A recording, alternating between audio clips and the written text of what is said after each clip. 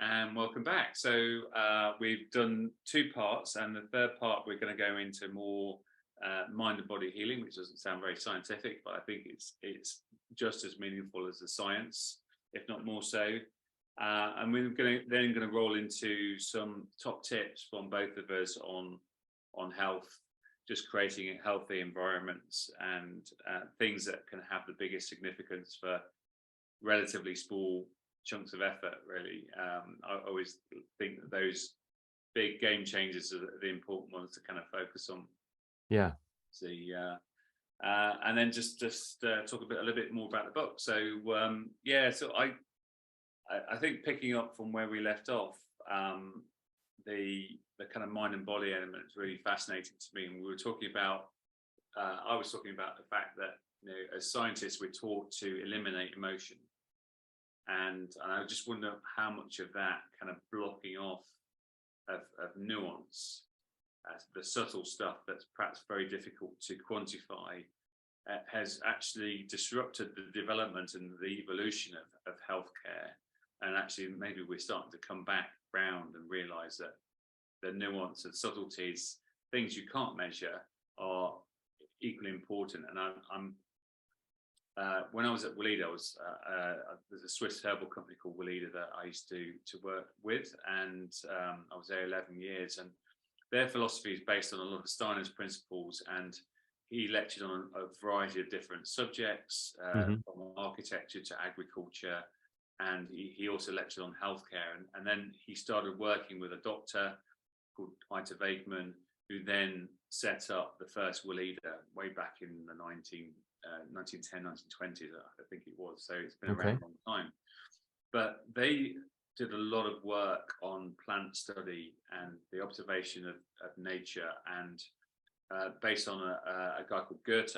And I don't know whether you know about Goethe, but he was an artist, he was a musician, he was a writer, and he was also a scientist. And he came up with the principle of observing plants from an objective point of view, so quantitative, things that you can measure, things that you can observe, things that you could draw, and things you could smell. So things that were pretty concrete from a plant or a tree or whatever it was, a flower. And he then split it in two. So that was one side. The other side was the non-quantifiable, which was the subtle observations, the intuitions that you were getting, the feelings that it was helping to create within you. And he said that those were just as important as the quantifiable element, and that you would write them all down on two sides of the same paper, and then distill them down at the bottom of the piece of paper into trying to summarize those elements. So if you had some interesting intuitions about how it was making you feel, and sometimes that also involved ingesting the plant. I'm not saying that that's what we do today, but I think that was an interesting approach. It was taste, it was flavor, it was smell. So the senses were moving into much more sensory, and then combine the two at the bottom of the chart, if you like, and that would give you the holistic view of the plant and what it was there for, what its medicinal benefits were. So that was called a Goethean observation of a plant, and it would sometimes take a few hours to kind of go through this process. Yeah. But it was interesting, I've been through that process myself. I've seen it done, and I can see how that blocking off of part of our nature, which is subtle, it is sensory, which is emotive, it has actually caused a lot of problems, and it's the same for healthcare. And so when we talk about true healing, mind and body healing, and let's face it, 15, 20 years ago, the concept of mind and body being one and being connected was rubbished by the scientific community. So I remember having conversations about this, when I was at Weleda 20, 25 years ago, which was, mind and body, it's all a little bit hocus pocus, a bit, as you would call it, smoke and mirrors. And now we know that the brain, the gut is the second brain, and that it's all connected by the vagal nerve, and the complexity of the interconnection of the microbiome in the stomach, bacteria, enzymes, the gut wall, the nerve fibers, the cells are all connected and feeding back to the brain, and they're communicating constantly. There's a whole conversation, and there's two areas above our ears called the inula, where it's the chat room of the body. So it's feeding all this information in. And if your gut, you said you had gut problems, is not happy for various reasons, it's inflamed, maybe you've got leaking gut, maybe the microbiome is out because you've had antibiotics. It's that understanding of that process, the impact it's having on our emotions. So again, 20 years ago, you said that you were feeling down or depressed or anxious because, and I think it's something to do with my stomach, you know, my digestion's off. They would just dismiss it because it wouldn't make any sense. No, you know? no. Why would your teeth be connected to your heart? That makes no logical sense. No. This is that kind of right side of the equation. So I'm interested in getting into that kind of mind-body healing process that you've been in, and where do you think that's taking you in terms of your life? Has it changed? Is it just your perspective, your observation has changed, or is it are you then responding differently to different events? So I'm interested to see how this has really affected you, and what sort of healing journey do you think you've been on?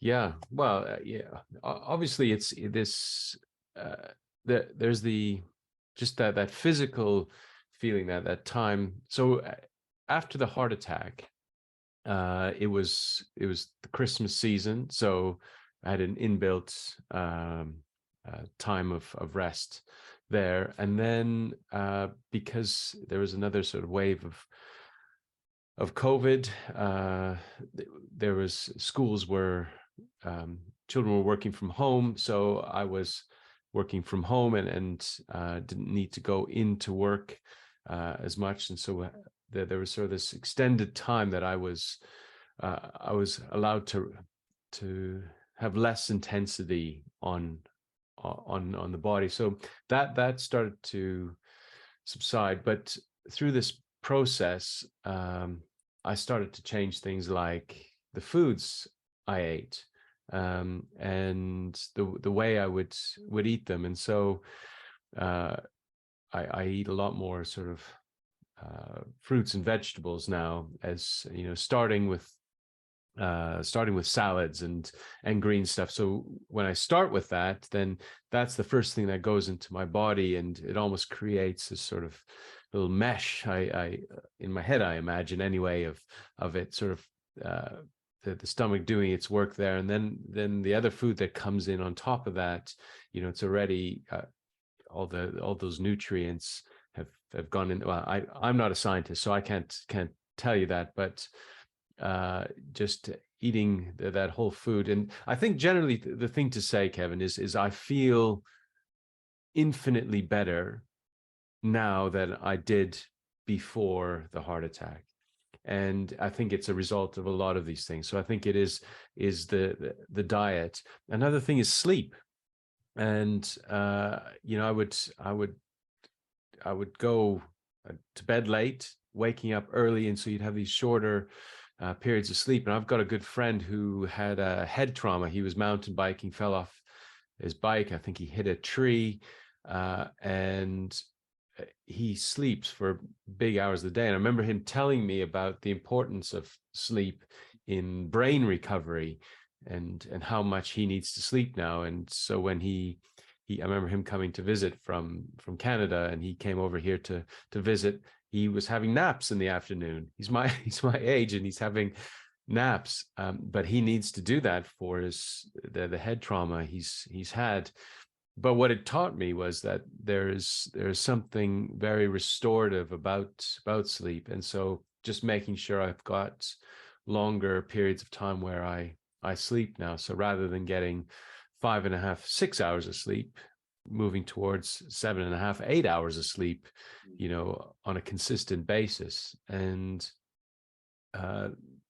you compound these things, and the health of the body, just feeling more at rest, that intensity of stress coming off. All I can speak of is just this, the lightness and the healthiness I feel, and not sort of as I don't know, run down and almost broken. Time in the outdoors, and the active time. And I used to think gardening is a pursuit for the elderly, but we live on a hill. We've got sort of really awkward shaped garden, and we've got tall hedges, and I love getting outside and working. You feel like you've been productive, you've done something worthwhile, but you're in the outdoors, you're physical. It's all of those things combined together just to create a healthy space. So you compile those things, and there's just a healthier feel. So my gut, coming back to the gut, I haven't changed anything in terms of taking on medication or doing that. I've just changed diet, and sleep, and I think all of those things have connected. And taking the sugar out is my gut issues have all but disappeared. It's interesting, isn't it? Yeah. The solution was there all the time. Yeah. But maybe you just weren't ready for it at the time. Definitely wasn't ready for it. There was a sort of holding on of resistance to change, and it's interesting. There's a phrase that we use in pharmacy, which is often not widely known, but numbers needed to treat. So for cholesterol, for instance, it'll be the numbers of patients you need to treat with a statin drug to prevent just one cardiovascular event, so stroke or heart attack. So on average, about 23 numbers needed. So you go through 23 patients with statins to prevent one heart attack, and that's considered to be a good drug. Anything between 16 and 25 is considered to be okay. So, which can be a bit of a shock. Hang on, you got to treat 23 of us. Yeah. But actually, maybe the more relevant bit of information is that if you compare the Mediterranean diet, which is a lot of plant-based, what I call polyphenolic compounds within the olive oil, the olives themselves, oily fish, a lot of nuts and seeds. Right. So the healthy oils, unprocessed and high rich in these compounds that kind of bind to lots of receptors in the body. So they're well received, if you like, as a chemical compound, as opposed to a chemical compound that's not well received. So it's a whole kind of different discussion. But so if you compare the Mediterranean diet and numbers needed to treat and the impact it has on health, it's roughly equivalent to a statin. So does that mean you should? We haven't talked about your drug regime, but most people having had a heart attack will probably be on a statin. And actually, the data for statins, the impact is very clear. It's very beneficial for in terms of prevention for high risk people that have had a heart attack or stroke or high risk. The debatable use of statins is really low to medium risk, and you can go to different practitioners, different researchers, and they'll say different things. Some say everybody should be on them, even if you're low to medium risk as well as high risk. There are other medics that will say actually the data is pretty weak for low to medium risk, and you're better off doing other stuff. But the point is that if you use Mediterranean diet with or without statins, it's as good as a drug. Wow. So actually we defer, the doctors and the pharmacists defer to drug straight away, when actually the first port of call should be diet. The fact that you've cut out sugar, the fact that you're having salads, plant-based, kind of a preparation for your gut before you have anything else, is really fundamental, because that will enable it will reduce inflammation in your gut. It will help support. These are all kind of fertilizer for the healthy bacteria in your gut. Yeah. The fact you're not having sugar won't feed the imbalances in the biome, the healthy bacteria, because if you're high in sugar, you're probably nurturing things that you don't really want. Sort of candida infections, thrush infections, lots of other imbalances that can be fed just because you're having too much sugar. So, and that interacts with all the things that you're then eating. So your absorption of B vitamins for your nervous system, for instance, will go up, because if your gut lining is not as inflamed, because you're having all this plant stuff like the salads that you're having in preparation, then you're going to absorb more. So therefore your nervous system is going to be better. You've absorbed a better ratio of good fats to bad fats, and your liver is probably going to be cleaner. Fatty liver is a huge issue, and if that's a place where most of our cholesterol is processed, then if it's not functioning properly, then you can understand why the bad cholesterol starts to accumulate. Yeah. So we have a product called Bergatone, which is really, it's like 220 bergamot oranges from southern Italy in a bottle. Wow. So it's like a souped up version of a Mediterranean diet. And the reason it's so effective at binding to bad fats and changing the way that the liver processes fats is because it's got all these Mediterranean chemicals, if you like. I call them polyphenols, but effectively they're all the things you'll find in olive oil, all the things that you'll find in good fruits and vegetables, kind of packed in there. And the reason we put it into a capsule is because it tastes awful if you drink bergamot orange. It's so bitter that you wouldn't take more than a small shot of it, and it's actually hard to come by. You have to go to a quite expensive market in London to get hold of this stuff. Right. Yeah. They only harvest it once a year. It's normally kind of November time, so it's kind of an odd time of year to kind of take these fruits off the trees. But so the first port of call is diet. Yeah. And never underestimate the impact that changes in your diet is going to have on your cardiovascular risk. So that change that you made is going to have a profound effect and add years and years to your life because of the fact that your liver's processing fat better. I don't know, I presume you're on a statin. I am, yeah. Well, yeah. So and your cholesterol would have dropped because of that. And so what was it before and after, do you know? My cholesterol? I don't. My cholesterol's always been fairly, well, as they said, in the normal range. So I don't know.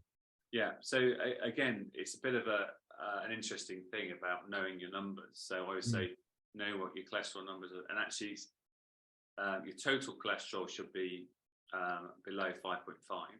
Okay. And your LDL cholesterol, the ratio of that to your LDL is the bad cholesterol, the HDL is your good cholesterol, and it's down to the size of those molecules, because LDL, they're small and they're dense, and they poke at the inside of your blood vessels and cause inflammation.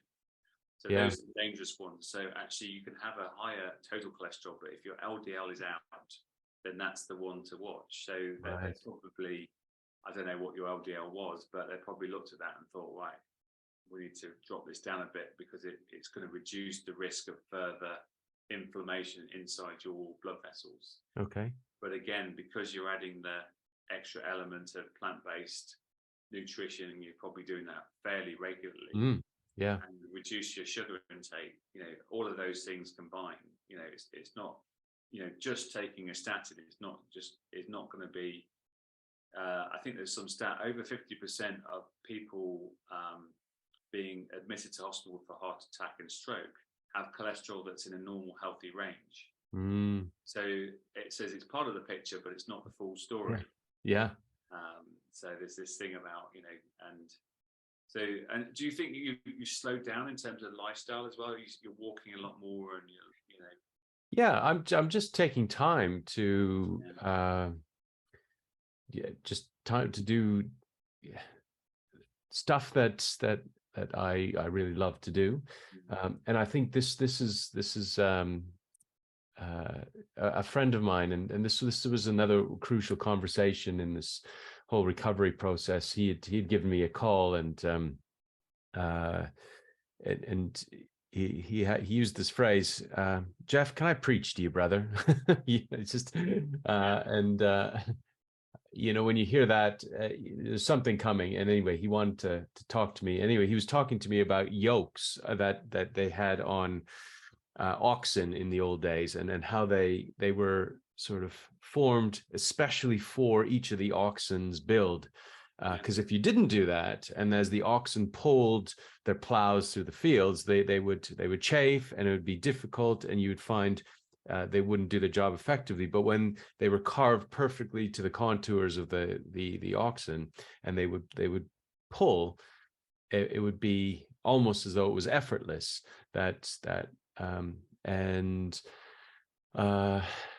This conversation sort of brought me to the thinking about it's not necessarily wrong to do things that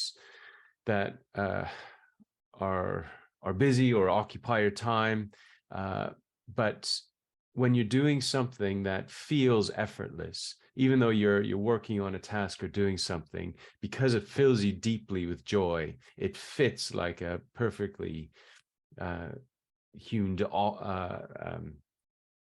yoke. It feels effortless, and there's great joy in doing that.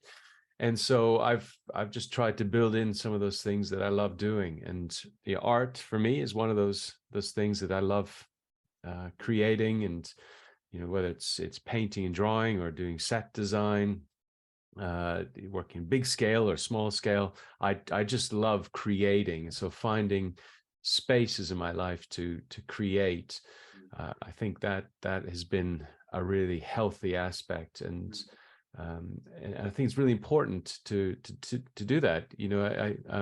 I read another study that was done on people with time, and they were saying that time is our most valuable commodity, and often we don't feel that we'd have enough time. And really, the answer would be for us to go live on an island somewhere where we had all the time in the world. But what they found is actually that's not true. It's if you have loads of aimless time, you feel as depressed and as unsatisfied as you do as if you don't have time. And so it's finding that, so that those spaces where you can do those things that you love to do, and it doesn't have to be hours and hours of that space. It just, you need to find those times where you feel something deep in your soul feels alive. Yeah, it's great advice.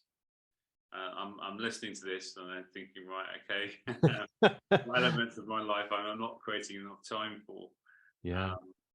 It's really important.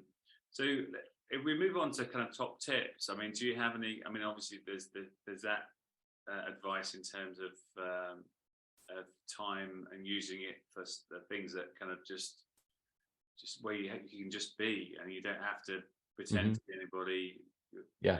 And you don't have to make an effort. It's effortless. I know, is there another book after this one, by the way? Are you moving on to the next one in terms of tips?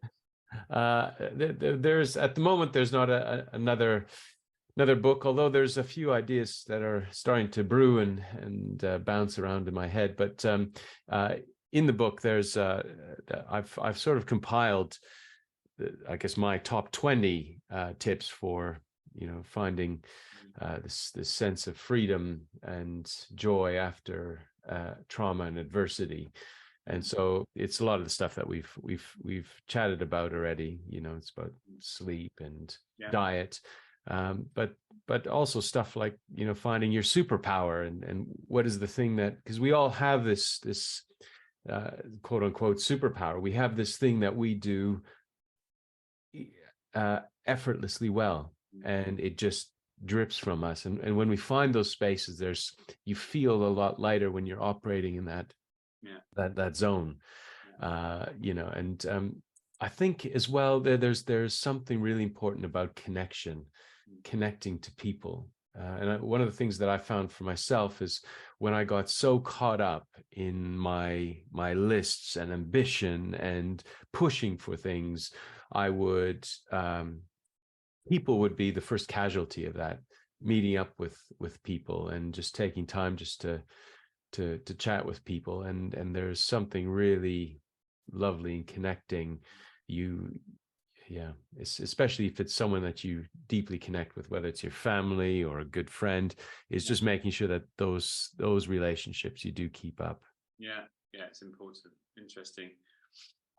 I mean, from my perspective, I mean, looking at the heart,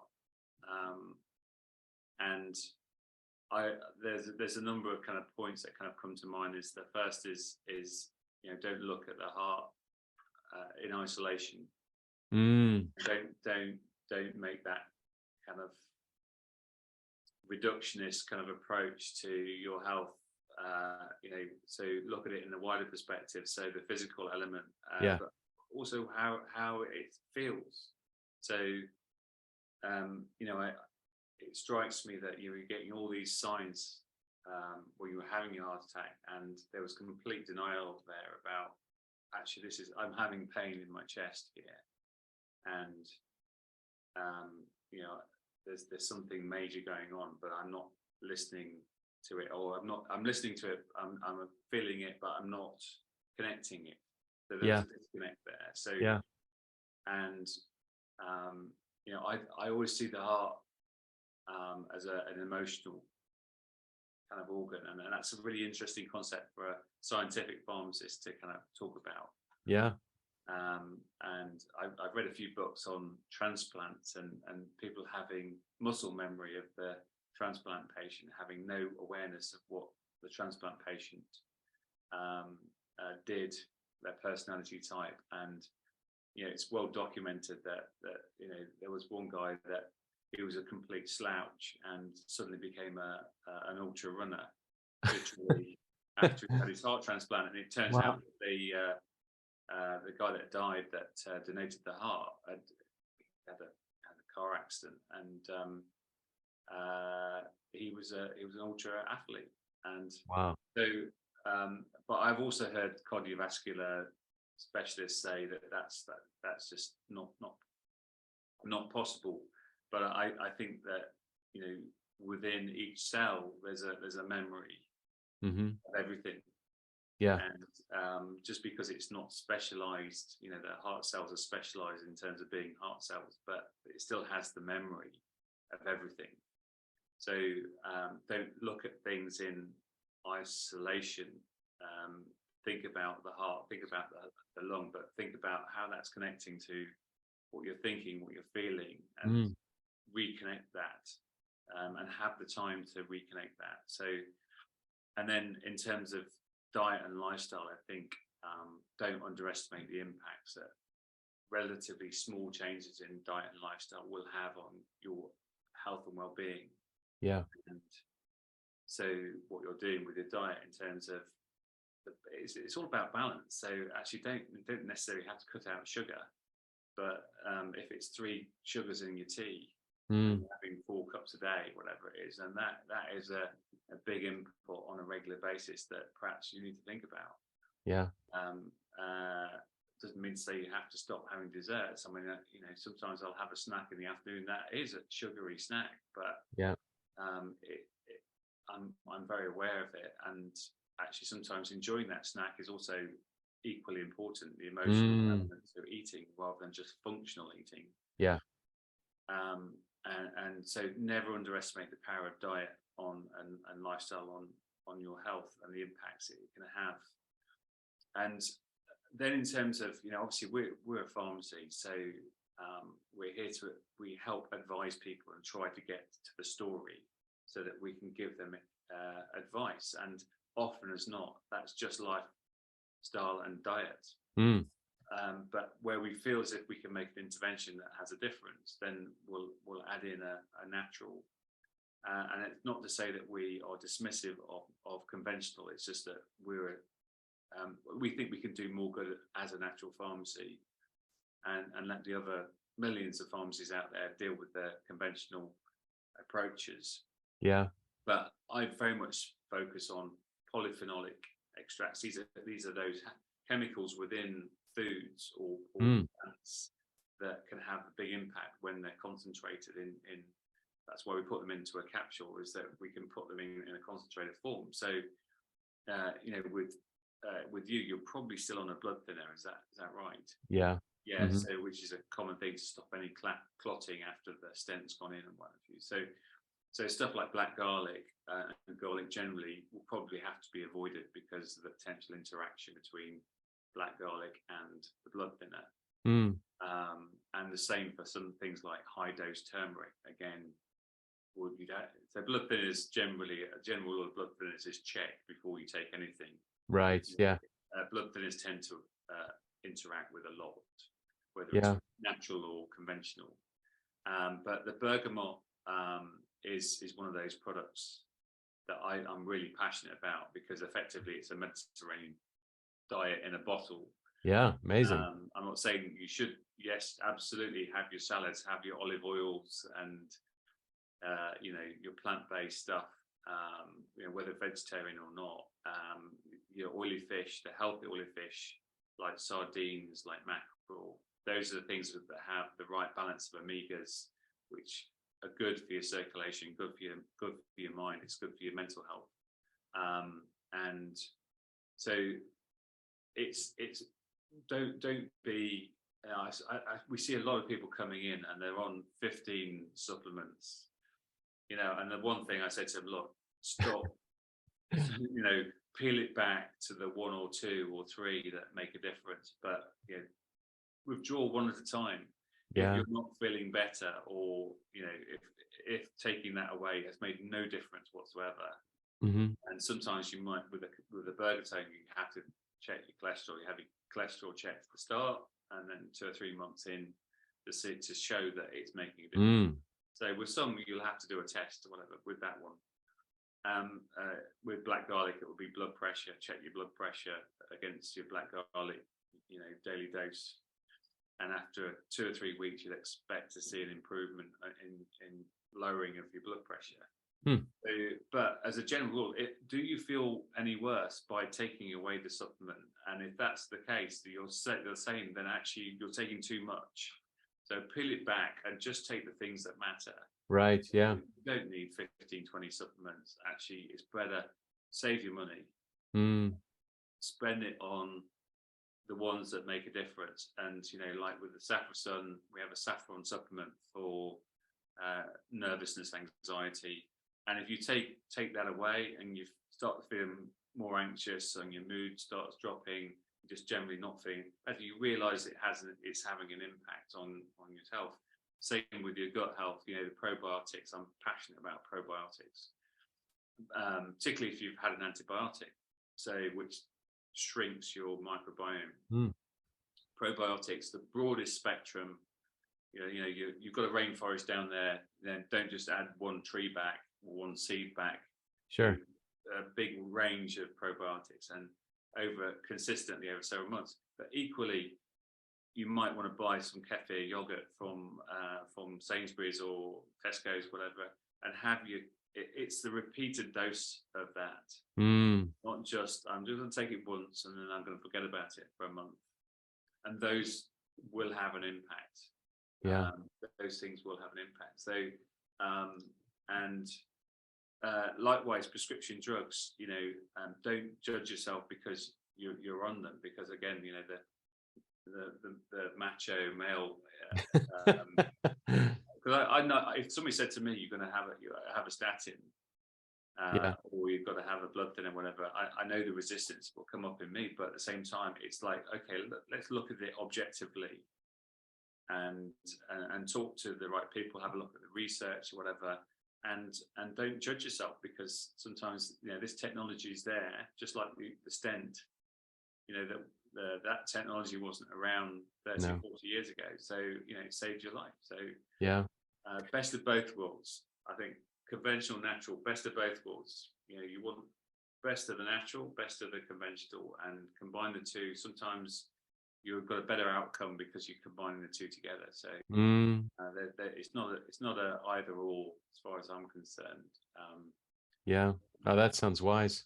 I think for me, one of the hardest parts of this was having medication, and it's something I went from not taking any medication pretty well ever, to suddenly having this little cocktail of drugs that I was on, and it's sort of a daily reminder. It is a literal bitter pill to swallow, every day, that this has happened, and I know it's there for good reason, but the day I was able to drop one of those, I was thrilled. It felt like progress and back to being a whole human, and I think that's ideally where I'd love to get to, is where I didn't need any pharmaceutical drugs, but I need to make sure I'm measured in that. But the thought of you're chatting about some of your supplements and stuff like that, that's a much more enjoyable pill to swallow. Yeah. than Yeah. it feels like it's doing good rather than a preventative type of thing. Yeah, I mean, you have to also remember that 50% of the top 100 prescribed drugs are originally discovered from plants. That's also, sometimes you perhaps need to think of drugs in a different way. Yeah. So it's just that it's perhaps unsustainable for them to extract the statin from a yeast, for instance. They can't get the dose right; it'd be too expensive. So yeah, they have to synthesize it. So sometimes it's necessity. Yeah. And so the assumption that it's always synthetic, fully synthetic and not connected to any nature at all is sometimes incorrect. But it is about having that discussion with your GP, with your cardiologist, and debating it. Have a proper discussion about it, because I think I'd like to think that if I was in that situation, I'd be able to look at the objective scientific evidence, have a discussion with a practitioner, and then come to a conclusion that was right based on the advice. If somebody turned around to me and said if my numbers needed to treat of a drug was like 50, and I say you've got to go on this, I would say why? Because NNC of 50 it's not a good drug, and I've looked at the side effect profile, and it doesn't look like it was a well thought through, well developed drug, and there are good drugs out there, and there are not so good drugs. So, and I think that what we're not doing as a profession, as a pharmacy profession, is actually, and as a medical profession in whole, is having an open discussion with the people that are about to take those drugs and say, well, this is it, so, and ultimately it's your choice. Yeah. I'm here to facilitate the right choice for you and not to dictate it to you. Yeah. So I think, and just like the technology, the stent technologies, kept you alive. So those drugs are kind of there to kind of keep reduce the risk moving forward. So I think that it's important to kind of just look at things. But equally, if something comes in and you're having big side effects from it, then I think those are discussions you've got to have with the GP and say, look, this is not right. This is affecting quality of life. There are alternatives. So let's try another one. Yeah. No, I totally get that. Yeah. I'm just conscious of the time, because I think what time do we start? 10:30? I think so. So it's fascinating discussion. I knew it was going to run over. Thank God we didn't do the IGTV, because we would never have fitted all that into half an hour. But, definitely. So I mean, it might be just useful to tell people where they can get your book, buy your book, and just to say that from my perspective, absolutely fascinating. I love the drawings, and inspirational stuff. Really did profoundly affect me, and I connected with all those characters that you were on the ward with as well. So great. It's almost like you want to know more about them. So well, it was great at my launch party for the book. I was able to get some of the people that were in hospital, some of the nurses and some of my ward mates. I was able to make contact with them, and they were there, and I felt that particularly touching, just reuniting with these people that sort of pulled me out of possible death. There was these people that were around there with me, and that was really powerful. And just since writing this book, I I was in a coffee shop, your typical Surrey coffee shop, the other day, and the conversations that were going on around me, you overhear these little snippets, and there you there was a lot of ladies coffeeing in there, and the conversations were so much about their husbands who were going through having health issues, and so I realized in that moment I'm not alone in this.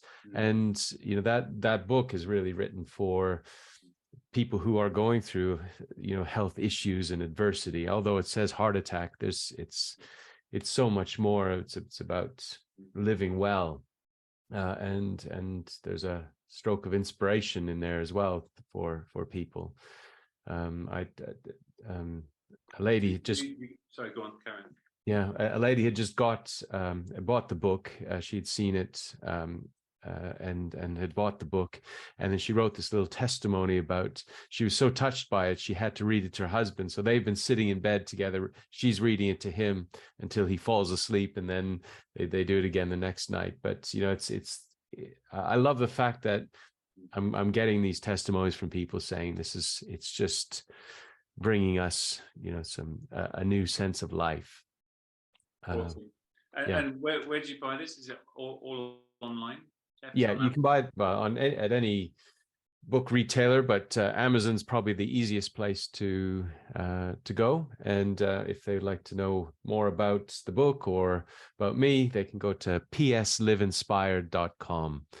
So that's the connection. Yeah, that's it. And who would have thought, Jeff, kind of like, here you are, kind of like with a book and with a website and social media presence, and I'm really fascinated to see where this all goes and takes you.